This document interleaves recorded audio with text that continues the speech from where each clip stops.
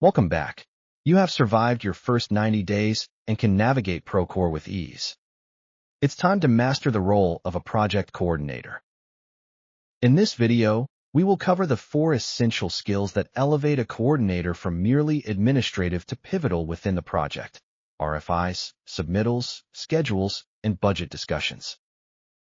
Let's start with RFIs, or requests for information.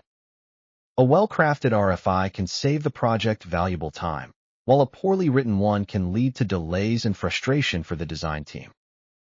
Each RFI should contain 4 critical components. First, the question should be concise and specific, referring directly to the relevant drawing and detail. Second, provide context. Describe what you observed in the field and explain why the original guidelines are unclear or unfeasible. Third, propose a solution.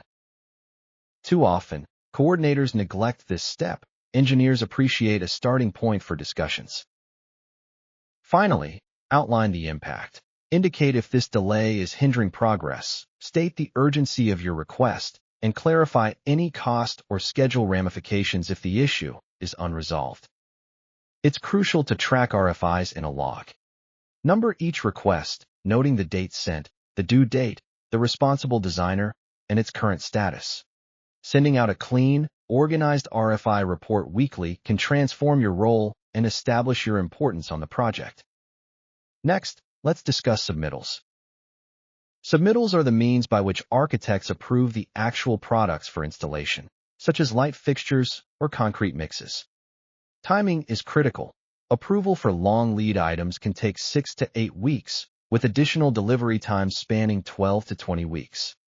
If you aren't tracking these submittals diligently, project timelines are at risk, and your reputation may suffer as a result. Begin building your submittal schedule within the first month by referencing the specifications book and sorting items by lead time. Prioritize anything with an approval time greater than 8 weeks. Weekly follow-ups with subcontractors for their submittal packages are essential. Once you receive a package, log it, route it promptly, and monitor it through the approval stages. The submittal log should also be sent out weekly, alongside your RFI report. Now let's talk about schedules. While it's typically the superintendent or scheduler's responsibility to create the master critical path schedule, you must stay engaged with the 3-week look-ahead plan. Every Monday, be prepared to address 3 key questions regarding any planned activity. Is the design clear? Or do we have any outstanding RFIs? Are materials on-site or scheduled for delivery? Is the necessary manpower planned? If any of these answers are negative, bring it up in the morning huddle to catch potential delays early. Also, familiarize yourself with the master schedule. Understand concepts like float and the difference between the early start and late start of tasks, as well as how to identify the critical path, the sequence that determines the project completion date. Being able to articulate how a delay affects the critical path demonstrates your advanced understanding of project dynamics. Finally, let's discuss finances. This aspect can make many coordinators anxious, but the fundamentals are straightforward.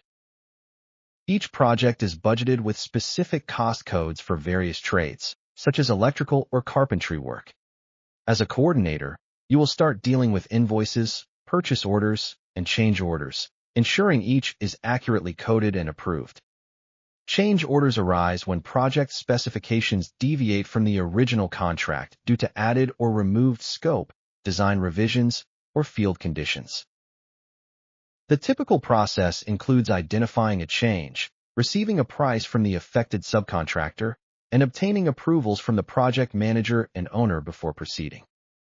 Your role involves tracking these changes in a log, ensuring documentation is complete, and following up on signatures, while the negotiation of costs falls to the project manager.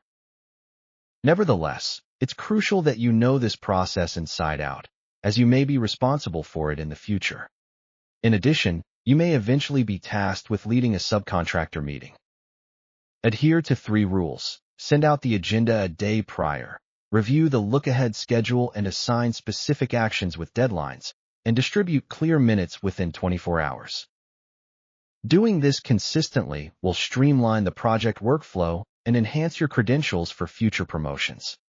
In summary, mastering RFIs involves asking the right questions and providing context, while submittals require a detailed schedule built on lead times.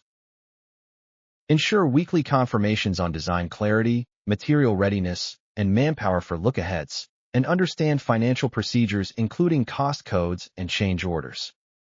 By honing these 4 skills, you will evolve from a paperwork coordinator into a proactive project leader.